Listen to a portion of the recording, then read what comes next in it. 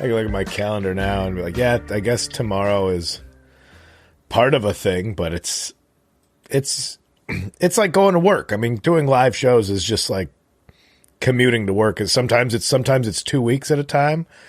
This time I leave tomorrow and I come back on Saturday to go to Indiana, and then I I'm doing a club in Portland here, and then I go to St. Louis for a weekend.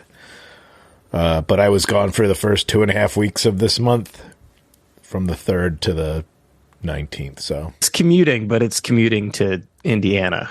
Yeah, it's flying on a red eye out to Indianapolis. But it doesn't.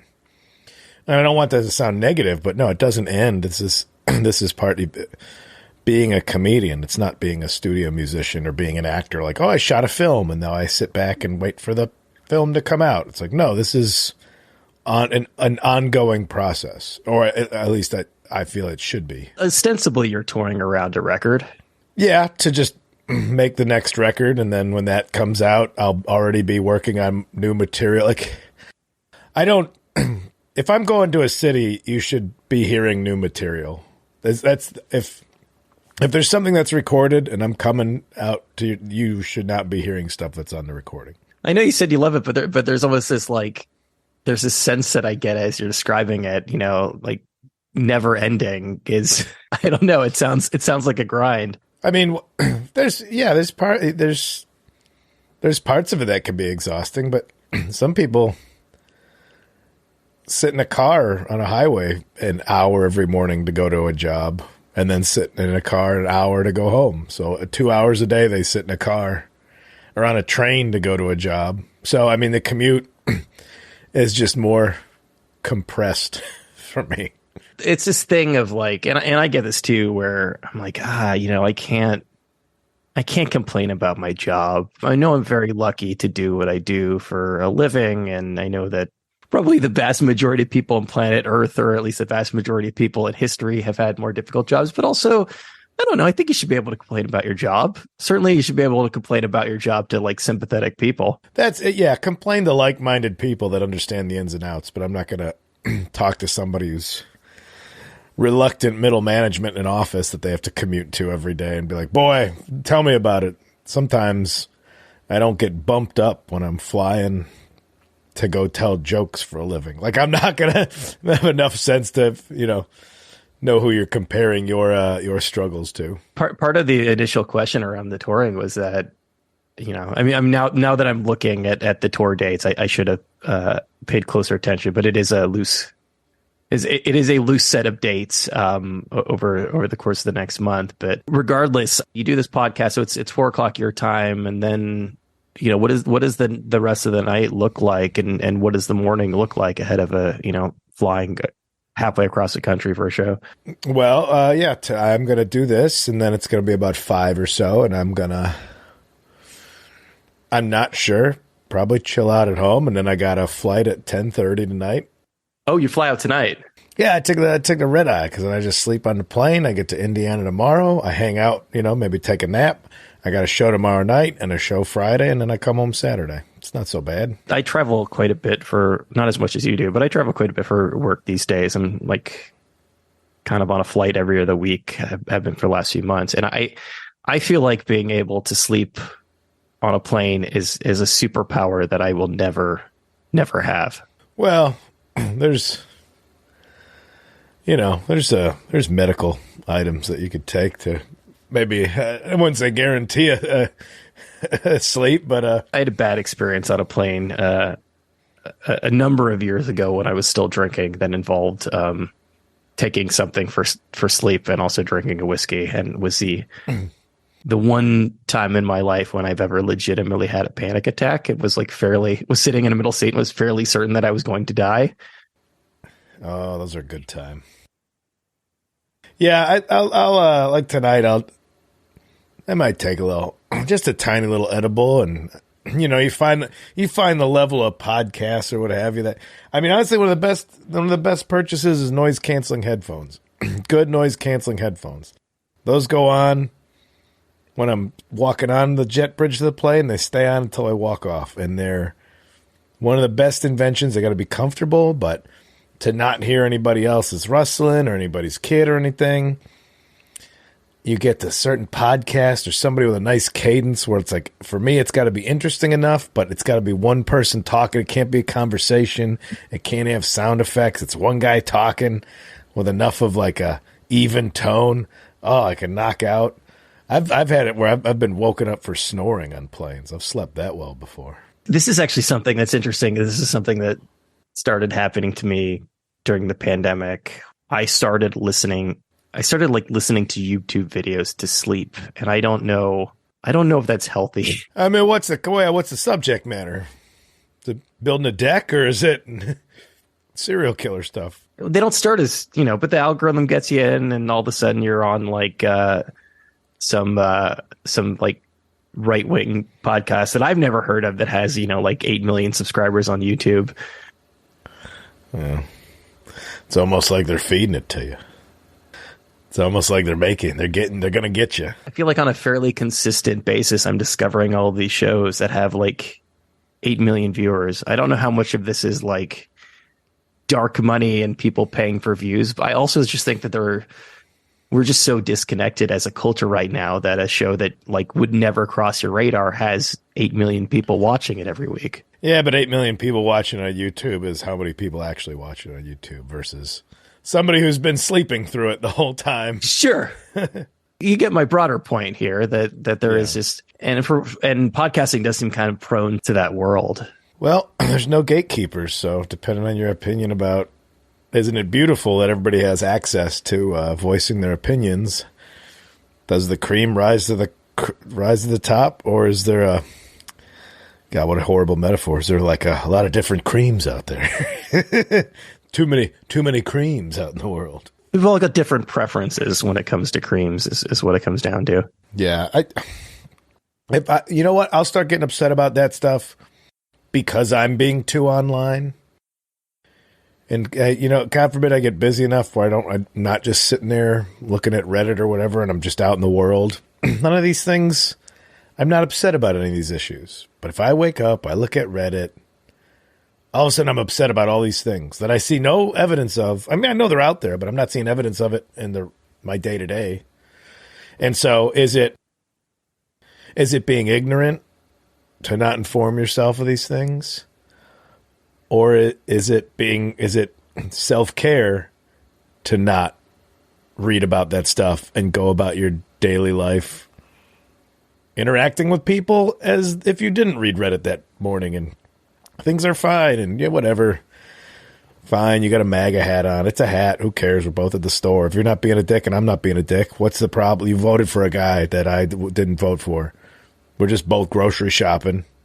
There must be an extent to which that world touches yours. I mean, in that, I don't, there's something about failed comedians who really pick up a lot of steam on that side of things. Oh, yeah. Well, I think it's easier to grift the right than it is to grift the left, at least for profit. Ideologically, who knows? It's probably pretty easy to get everybody virtue signaling and rights. But as far as just for profit, I think it's easier to grift the right. I think on basic merchandising, the right has a worse sense of design than the left. I think the designers and the artists tend to be more left. So, you can wear, Let's Go brand. You could still print Let's Go Brandon for money right now. And it's just aesthetically, it's a bad slogan and it's stupid. But that merch machine, you're going to get more out of it. You're going to get more out of like a MAGA hat or something. And I think there's more of an urge to provoke. And, and I'm talking to my ass, but yeah, I just think it's easier to merchandise to that group. There's also an appeal that I've been seeing over the last several years of this idea of somebody who is on the left who's now right. And that's a huge market that, the left left me. I didn't leave the left. That's been a big part of that space as well. Yeah. I mean, it's a little bit much on both sides. If you go that far down the hole, Yeah, I'm not looking to live in a commune anytime soon. You know, I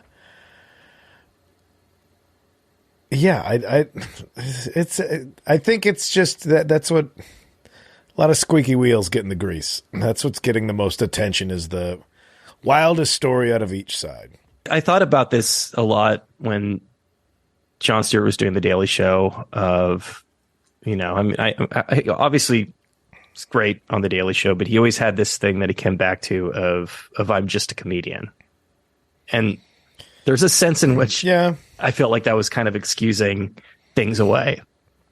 Yeah. It's a nice bailout. It's every comedian gets to use that. Well, I'm just a comedian. It is the take it with a grain of salt. You know, I'm sitting here to poke fun at things first. But everybody's, you know, I don't know, man. I feel like even this is subject, I'm already exhausted. I'm already tired just talking about like everything's fucked up and everybody has a right to point it out. The people that are funnier about it or have more gotcha moments get to be still a comedian, but their gotchas are better than other people's gotchas. The right has better merchandising. The left has better gotcha moments. I think that's the strength of each side. The right is awful with zingers, but man, can they make money on T-shirts and stickers and flags and all that bullshit. The left, you're not going to make any money merchandising, but boy, we're good at writing zingers to get the other side. Look, oh, well, how about this? Well, what about this? I think those are just the strengths. And at some point, is it like if it didn't feel violent, it would just all be professional wrestling anyway. And one side enjoys playing the heel sometimes during an issue, and the other side enjoys playing the heel. You know, why you crying? Liberal tears. Uh-oh, what's up, snowflakes? Triggered by gay pride merch? Everybody, it's just a big wrestling match. And then again, that's if I'm looking at the internet for too long, I'm taking stuff personal. But now we're just talking about it. I'm like, I'm pretty exhausted by all of it. You know. It's professional sports with like actual consequences that like fundamentally impact people's lives day to day. Yeah. I mean, Florida on paper is a joke, but if you went to Florida, would you feel that? If you were in Miami right now, would you feel that? I go to there's a big festival, punk festival called the Fest in Gainesville every year. It's a great time around Halloween. So I go to Florida. And I don't feel it, but if I read all these articles, I'm like, yeah, Florida, whew, yikes, run by lunatics. Gainesville, obviously a college town, so similar to Austin in that way. This kind of little liberal oasis, outcropping. Yeah, I mean, it does. You know, obviously, there's an extent to which being a stand-up comedian, I guess, just being an entertainer broadly is a little bit self-selecting when it comes to the people who actually come see you. Yeah, I mean, I think it's still going to be jokes first. I'm not going to do stuff just to make people clap and agree. Like that's a shit comedy show. If you went and all you did was agree with somebody for an hour, you got ripped off. Again, on the left, better pandering comics. But even then, I think they're more discerning artistically, so that doesn't go as far as like a Jim Brewer making a parrot noise for 45 minutes. And I'm like, well, I think that side's like, well, that's the best we got, so we got to support him. I mean, who is it? Huckabee? Does he still have a late night talk show? I think it's all Gutfeld. I think Gutfeld is kind of dominating the late night market right now. Okay, yeah. And it's, I mean, just comedically, it's not good.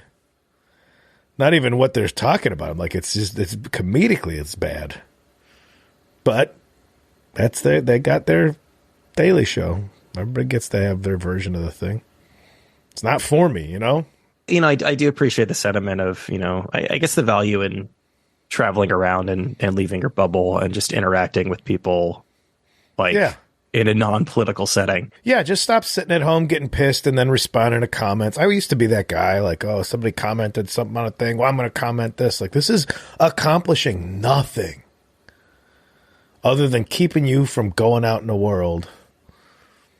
Like the same comment I want to leave online while I'm sitting at home. It's like, no, go sit on a train or in the city and see if you're still that mad looking at your phone about like, well, I'm going to show this guy what's up, and then look around at the rest of the world going on, and you feel a little bit more pathetic thinking you're going to win an argument in the comments section than in Instagram. Yeah. It can be hard to hold that back. Yeah. Just go out. You got to go out of your house. I'm still lay in bed, look at my phone first thing in the morning and ruin my mood. I'm not happy about it. I'm trying to be better. How did you end up in Salt Lake City for the record? I had it on the calendar. I was going to record it somewhere else, and that location didn't work out. And I was like, well, I remember the last time I was in Salt Lake City, I had a great time at that club. So I was like, well, if you guys don't mind me coming in there and filming, I'd like to give it a shot. And they were great. Yeah, Wise Guys. It's a great club. I think, again, people have their ideas about Salt Lake City. But then you go there, it's like, yeah, it's still a lot of tech workers and outdoor enthusiasts, and it's still a city that has all kinds of people. Yeah, they got the big old Mormon Crystal Palace on the hill or whatever over there, their temple, what have you. There's more Mormons there than maybe somewhere else, but also they're whatever. They're out doing their Mormon-y shit. There's still a whole other city there full of people that want to see comedy and are not bothered by it. So people that want to see comedy and will respond well to. I mean, one of the things that doing the show in Salt Lake City afforded you was the ability. I mean, there was built-in material there at the top of the show. A little bit, but I try not to. I mean, you've got to think that if your observation after being there for a couple days, everybody who's lived there has made that observation and 30 more better ones than you have by living there. So that's, you know, I made a quick little joke about it, but it's, I mean, it's like they talk about doing material about current events. Every late night staff has a team of writers on it writing about what happened that day. So for a stand-up to do a joke about a current event, it's like, well, there's 5 shows with professional writers making the same joke you're probably going to make. So it's, you know, as far as a stand-up, it's not valuable material to, you know, it won't work next week. And so I go to Salt Lake City. Everybody living there has probably already made the same jokes. I'm not going to go too deep into it. Is that fundamentally different than there's material about, you know, being on a cruise, or there's material about not having kids, which obviously are things that people have thought about and jokes about? Well, yeah, that's why, I mean, as a comedian, it's like, well, if my observation came to me easily, it means it came to somebody else easily. So you skip that one. Then you go to the second one. If that one came kind of easy too, then you skip that one too. And then the third one is like, all right, maybe this is how far someone hasn't analyzed this subject that, okay, that's what I can present within comedy, is the third idea. It's like people educating themselves off the first page of Google search results. Well, did you click through to the third or fourth page to see where it debunked all that stuff you read on the first page? No, you just read the first page and like, well, here's the news on the subject. No, you kind of got to do a little bit. God, dare I say, do your own research. I know that phrase didn't help people a lot in the last few years, but at least do your own rewriting is what I'd say with comedy. I mean, is it ever the first thought, best thought? In the moment, there's a bit of a 3-card Monty with comedy where it's like, oh, it's dazzling right away, but then like a little bit later, you're like, well, actually, that wasn't that funny. This guy just said it in a charismatic way. You know, there's this plague of crowd work with stand-up right now, and some of it's very good, but a lot of it is just, in the moment, it seemed dazzling, but if you think about it for longer than a few minutes, you're like, actually, it wasn't that great of a joke, and it wasn't that hard to come up with if somebody's a professional comedian. Just like the subway magic isn't the best magic. It's just impressive because your train's about to show up and you think you could win $20 finding the queen or whatever. Sometimes you want to reach for the dazzling thing. You know, sometimes if you feel like it'll leave a good impression in the moment, isn't that enough?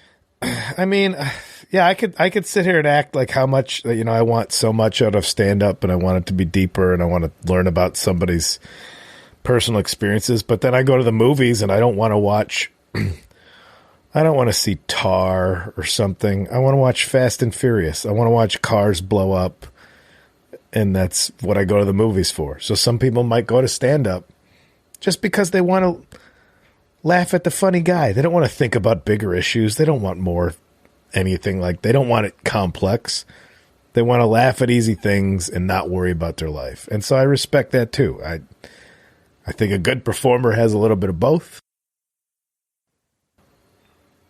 But yeah, I guess some surface level stuff's all right. Sometimes it's funny. It gets really easy to overthink things, and it gets really easy to just like abandon what might be a perfectly good or even very good joke because you feel like it doesn't run deep enough.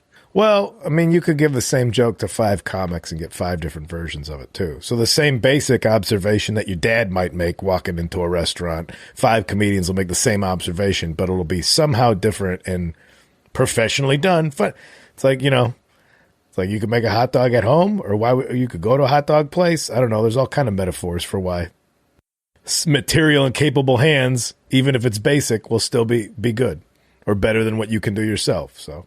I mean, I stopped eating meat a long time ago, but I don't know if our hot dog's the best. Well, as far as like a basic, an uncomplicated item, why would you go buy a hot dog somewhere or a hamburger? You can make that at home, and it's the easiest thing. Well, because whoever's doing that is doing it better, even though it's basic shit. It's not a souffle or something that I'm like, oh yeah, I'm not going to make that at home. It's going to be a mess. I don't know what I'm doing. I'll probably screw it up. You trust that with a professional. But jokes, everybody's funny. Everybody's got 3 friends that are funnier than most working stand-ups right now. I guarantee that. What's the distinction then? And so it's all delivery. It's all presentation. Yeah. It's about going to the club. The person's on a stage with lights and a microphone. There's that, but I just think anybody, if you really thought about it, you have friends in your life that make you happier and make you laugh harder than any stand-up does. Happier, certainly. Make you laugh harder. I don't know. But that's also just sort of the proximity thing too, right? That's also just like sharing a moment with somebody. I guess. I don't know. I'm trying to knock stand-up off this altar that it seems to be on right now. I feel like it's 1990 on the Sunset Strip, and all the glam bands don't realize that Nirvana's about to come out of the woodwork and knock everybody down. I feel like stand-up's pretty bloated right now. I 1000% agree with you. I'm also, the more I think about the hot dog analogy, it's actually much better than I had considered. No, because like at face value, because honestly, when you're talking about hot dogs specifically, the main distinction between a hot dog you make at home and a hot dog you get at a restaurant is that you're not at home. Yeah. It's about the night out, it's about having drinks and going out on a Friday and letting somebody else do it for you, letting somebody else do the dance for you. I mean, I'll even call it out at shows. I'm like, you could just watch TV. There's all kinds of stuff on TV. All kinds of fun, sad, exciting stuff. It's a lot of pressure if you think about it for a stand-up. I got to beat cable television every night. I got to beat somebody else who's already paying for streaming services and could stay at home. I got to be better than that. Yeah, I mean, right now you're also competing with your own free product. Yeah. You just watch YouTube. It's already on there. Now you're watching the in-process version. Yeah, exactly. This is the good stuff that you're missing. Well, and that's also that's part of the challenge is, I have to be funnier than any of the stuff they've already seen. Mm. And all the stuff that's been recorded has been my best effort in that moment in time. This is the funniest material that I have. Just like any band or anything, you have like your whole life to come out with your first album. And then after that, you got about a year and a half.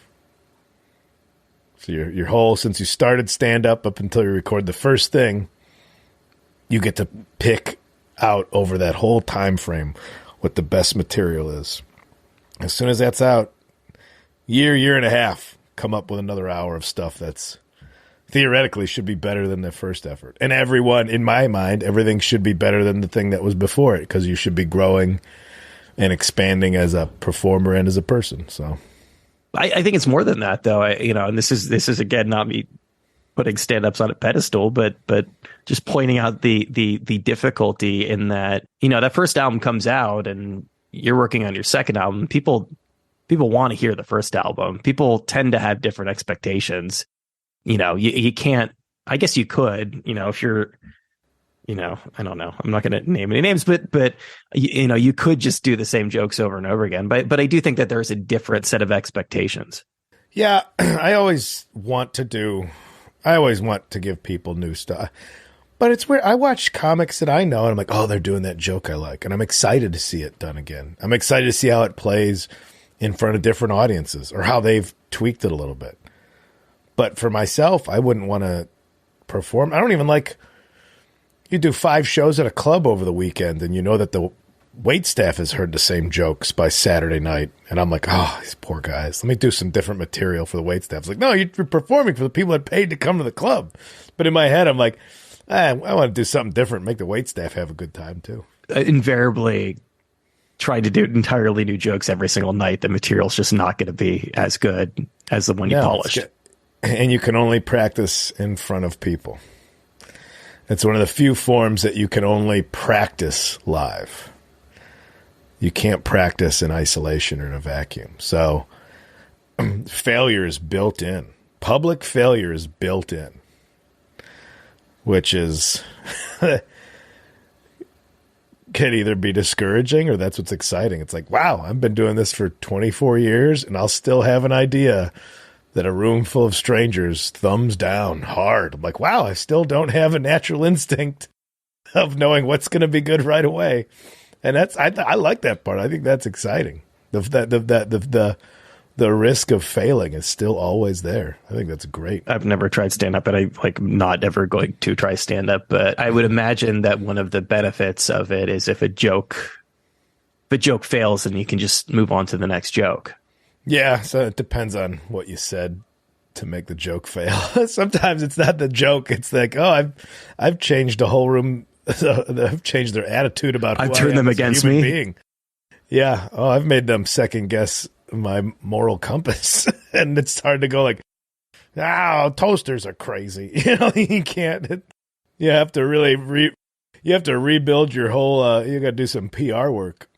I'm guessing you're not. When a joke fails for you, it's not that as often that you're offending an entire group of people. Maybe you're shrugging. But that's why there's some jokes you're like, ooh, it's probably gonna be people that don't like this one, and then that's what's the thrill, and then that's the exciting part is we'll see it. Yeah, finding out. It's still exciting.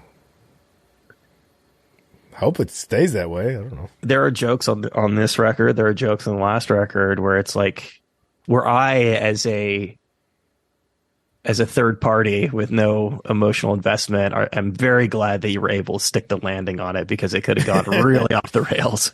Well, I just know that it probably did go off the rails quite a bit before I figured it out.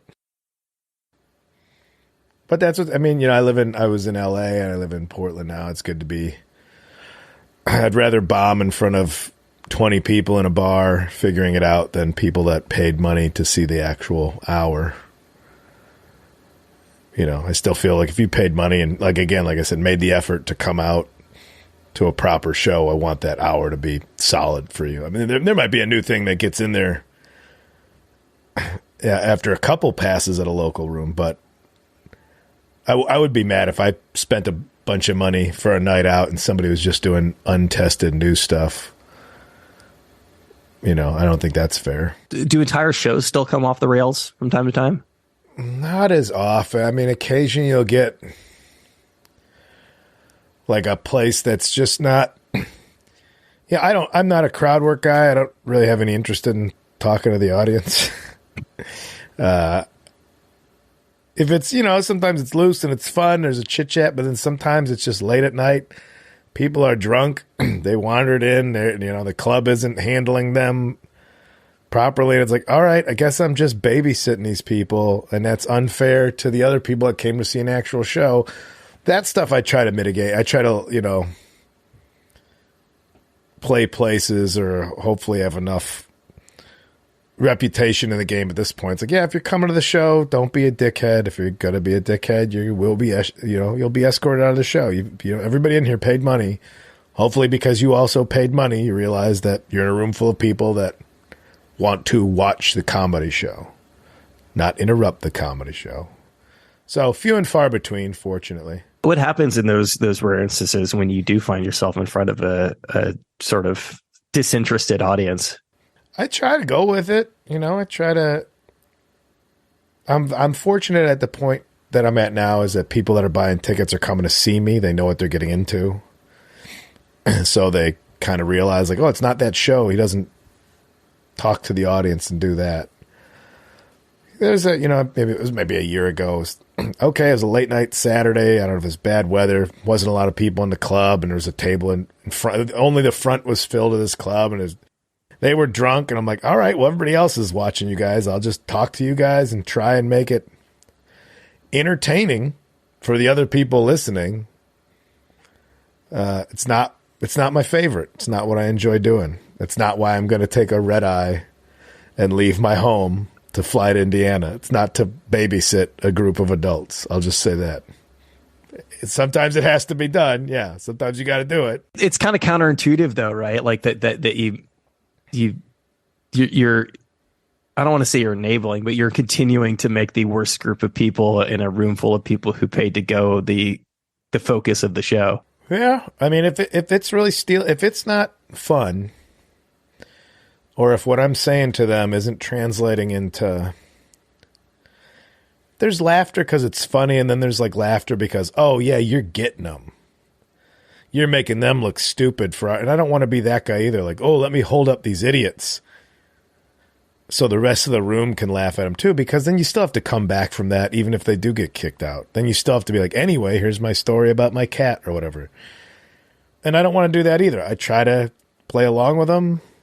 And then maybe somebody from the club comes by and is like, hey, all right, that's enough. Let's keep it down. I'll be like, hey, all right, thanks. That was fun, but let's not. I'm going to do my stories now.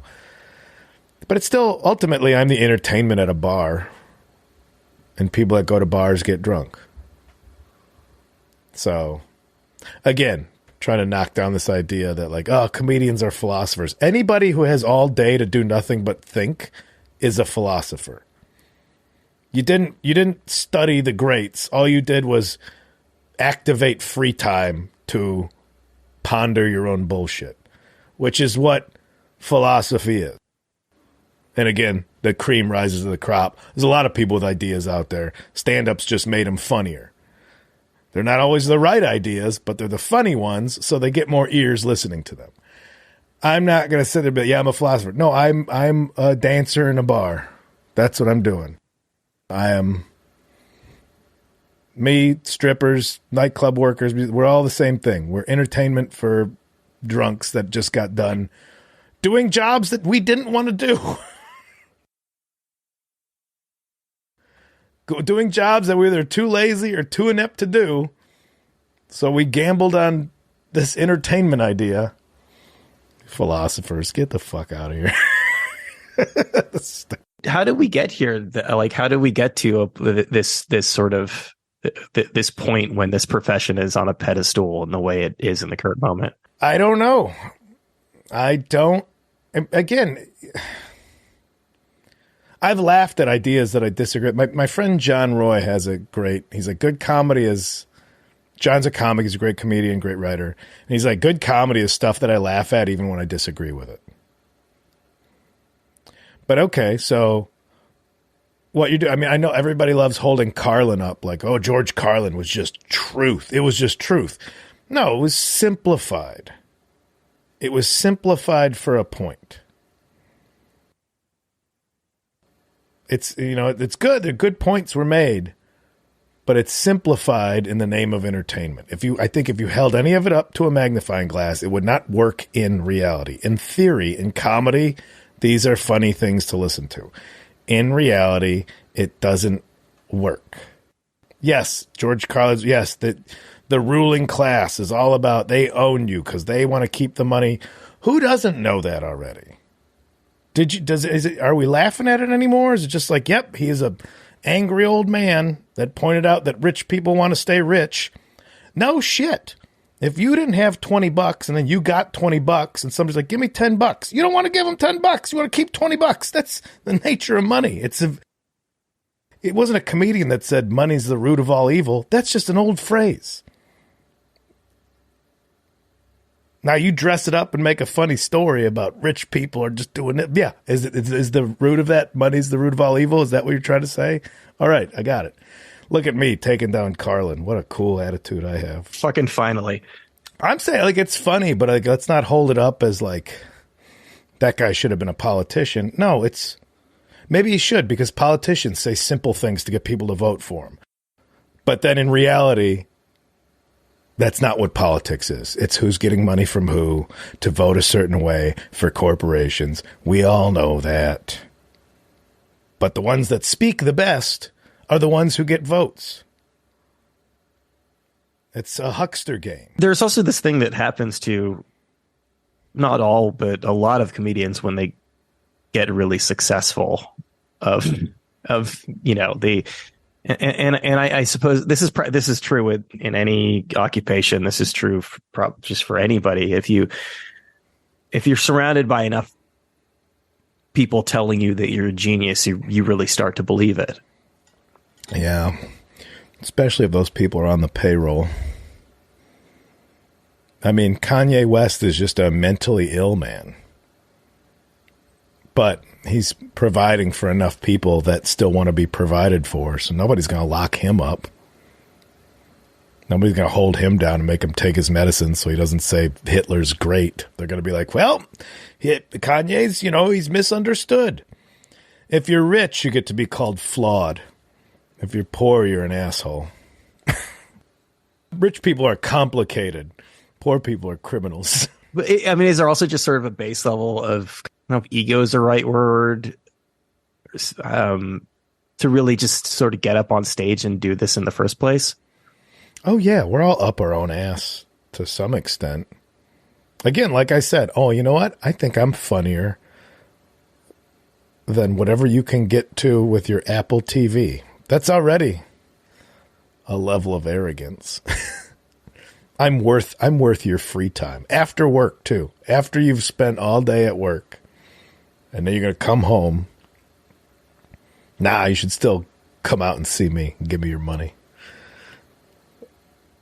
Hopefully it's worth it. Are these the sorts of insights that come with doing this for a long time? I mean, like, I guess maybe a better way of phrasing it is, did you have those similar illusions when you first started doing this? I think I wanted the attention, and I wanted to be, I growing up, anything I saw that I admired, I also wanted to know if I could do it. Not sports. I never had, I was short, weak, and uncoordinated, so sports were never going to be the thing. But I saw music. I like music. I want to know if I could play music. I want to know if I could play guitar, play drums. But I was also lazy. I never pursued it like with classes and lessons and really got into theory. I'm like, can I pick it up? I get that gifted child syndrome where as soon as things became difficult in life, you thought you were a failure because things were easy in your formidable years. Not that that's an excuse. I saw it pointed out. I'm like, yeah, I fit that mold pretty well. Things were easy all through grade school, junior high, high school. Then I finally got into actual math like algebra, and I was failing while also having A's and honors classes everywhere else. But, this thing doesn't compute to me, and I guess I'm a loser. Stand up, there's no class, there's no grading system, there's no quality control. I just went and watched open mics for months, and I thought, I saw the people that were good. I'm like, I don't know if I'll ever be good like they are. But the people that were bad, that came back week after week, I'm like, I don't think I'll be as bad as the worst person. And if the worst person is still the worst person every week and they can keep coming back, what am I so afraid of? So that's what got me into it. At some point, though, if you were somebody who, because I'm this way too. I think a lot of people are, that maybe if it's clear that something isn't working, that it just doesn't feel like it's worth trying, or at least continuing to bang your head against the wall. So at some point, it was clear that it was working, or at least that it was working better than the other things that you had attempted. Yeah.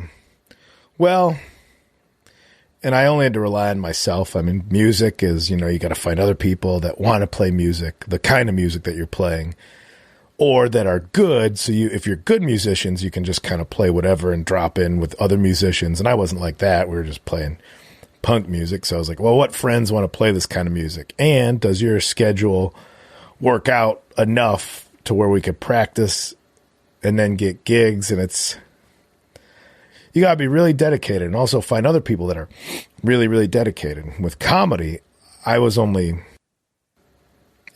had to rely on myself. Like, do I want to do this tonight? I'm not relying on another group of people. I'm like, nope, I'm done with work. Do I want to drive into Chicago and go to an open mic? And it turned out the answer was yes, because I didn't have a lot else going on in my life. So didn't have a lot of other things competing for my nighttime efforts. I was reading an interview that you were doing, and you mentioned this definition of introvert that I think more introversion that I think more people have become aware of. And it's something, this is something that like I have had a lot of trouble reconciling in the past. Why I can, interview strangers, or I can, like be on a stage interviewing people in front of 1,000 people. But if I go to a party that I just like, I completely shut down. As somebody who I think identifies with that side of things, was it hard for you to kind of reconcile how you could just pursue this career? I think, it defined me. I was always the loudest guy. I always thought I was the funniest guy at a party, but it turns out I was just the loudest. Maybe the drunkest. Like everybody's paying attention to me. Well, it's because I demanded that. And with stand-up, it was like, nope. Are they laughing at you, or are they laughing with you? And some nights it was sometimes it was like, oh, I got not on stage for 2.5 hours. I guess I'll sit in a bar and drink until it's time to do 5 minutes. And oh, well, I got drunk, and now I'm a clown. I'm not a comedian. And that went on for more years than I wish. And it was also the way to keep doing it. Well, at least I'm going to go out to a bar and get drunk. So if I'm bad, I'm not going to take it personally. But I don't think the way I feel like I'm possibly introverted now is, I think it's a result of stand-up, because I get the attention that I want doing stand-up. Like I get like, hey, everybody's got to pay attention to me. I have a microphone. Hopefully these ideas that I'm saying into the microphone are entertaining, that you want to come back. But then I'm like, oh, I'm satiated. Like I've gotten the thing that I want. And so after the show, the last thing I want to do is go socialize, because I'm like, oh, I'm tired now. I put everything I could into that hour of, that show. And if people laughed at it, cool, I feel good. I don't have anything else to give. I don't have I'm also old. I'm old now too, I'm not looking for that kind of adventure. So to go, and also it changes too, because when you're starting and people don't know you, like, oh, that was funny, and come hang out with us. Now you get to a certain status, I'm not going to say celebrity, but some notoriety or what have you. Now it's like, oh, you're being talked at rather than talked with. And that I'm not good with. These interviews, I start going off the rails and start saying some real wild shit where I'm like, wow, man, you really sounded like you had all the answers for a minute there. Saying, did he just call George Carlin simple? Good job, Kyle. This is what happens when you let me talk too long. During the pandemic, when you weren't able to tour, I mean, obviously, you do a few podcasts yourself. Was that your primary outlet for this energy that you need to expend? Honestly, was fine. I was still writing jokes and would have a couple outlets here or there. I made jokes on the special, but like trying to do Zoom shows, those were terrible. And it was only about a year. I mean, it was basically it was 2021 where I'm like, all right, I bought that van to be like, all right, I'll roll around and do shows where somebody's having. If they're doing them outdoors, I'm going out in May. course, I went through Arizona, Texas, places that didn't believe in COVID anyway. So there's still a lot of shows happening. But so that was about the year mark is when I'm like, okay, I got to get out and start doing this again. But I was pretty good for that first year. I really wasn't looking for, I was kind of like, all right, I've been talking professionally for many, many years. At that point, at least a decade. Like I could sit back, I could observe and keep quiet for a while. I was all right with it. Yeah, I wasn't like itching, like, oh, I just need the attention. I'm like, no, I'm pretty good hanging back. For me, it went from being comfortable with it to being uncomfortable with how comfortable I was with it. Just being alone and not going out and like living life. Well, we moved here. So, I mean, we're in a house with a yard, so we had a little more space. You know, I have my partner, so I was lucky with that. If anything, it put perspective on. It's weird that even with stand-up, like, oh, my childhood dream came true. I'm a stand-up comedian for a living, but there's still, are you doing it too much? Like, what about the personal time to actually live your life? Because that's where the stories come from to talk about in stand-up. I can't just write jokes about being at the airport and getting a rental car and being in a hotel. It's like, what about the actual part of life? So I think my schedule doesn't show it, but I think I value that a little more now. And I told myself this year I was going to take some time off. I screwed it up. My schedule does not reflect that right now. But you weren't very good at that before the pandemic? No, because it's a freelancer mindset. You try so hard to make a living doing stand-up, which, that already seems foolish. And then the universe lets you get that. Like, oh, okay, now you do make a living doing stand-up. That's crazy. I can't say no to anything because I feel like karmically I'm obligated to do all that I can because I'm allowed to do this in the first place. And that if I take it for granted, it'll go away. Now that you can unravel that psychologically however way you want to, but I'm tapering off of that mindset, of that freelancer feast or famine mindset a little bit. I feel 10 plus years ago and hard, you know what, you could have a few weeks here or there where you just kind of fuck around and live life and play bad guitar and fall off your bike and go see some movies or something. Maybe you justify it in that there's stories that you can mine for material. It still comes out to that. It still comes out to like, oh, this funny thing happened. Now I'm going to tell that on stage. I'm like, oh yeah, you got to do the living part. You got to experience life to be able to talk about it to strangers. Is that part of what drives you to agree to go on a cruise? Oh, that cruise was still a gig. You took it and you took it knowing that it was going to be an interesting experience at the very least. Yeah, usually if something sounds like it's not going to go well, I have to say yes to it. Because for that very reason of like, oh yeah, this isn't like, it seems out of my comfort zone. Well, that's the thing I should do. You keep doing things that are comfortable and predictable. Again, what are you going to report back that's going to be worthwhile listening to in stand-up? I mean, some people want to see the guy that's got a wife and kids and talks about having a wife and kids, but I'm not that guy. The van story that kind of that is really the last segment of the show. When something like that happens, at what point is it clear that like, oh, this is going to be good? There's that moment of like, all right, let's not cheapen the moment. Let's not cheapen it in the moment by just writing the jokes. Like, no, feel the real feelings. Feel the range of emotions. Don't just be knee-jerk punchlines to what's happening. But that went down, and then I had a nice long drive back out of the desert to think about all the elements and all the beats of the story and what got embellished and actually what got underplayed and how to make it. It's not a testimony in court. I didn't swear on a Bible that it's verbatim factual, but here's the exaggerated portions of a crazy guy with a monster truck that saved me. The fact that AAA somehow did respond to this weird part in the desert.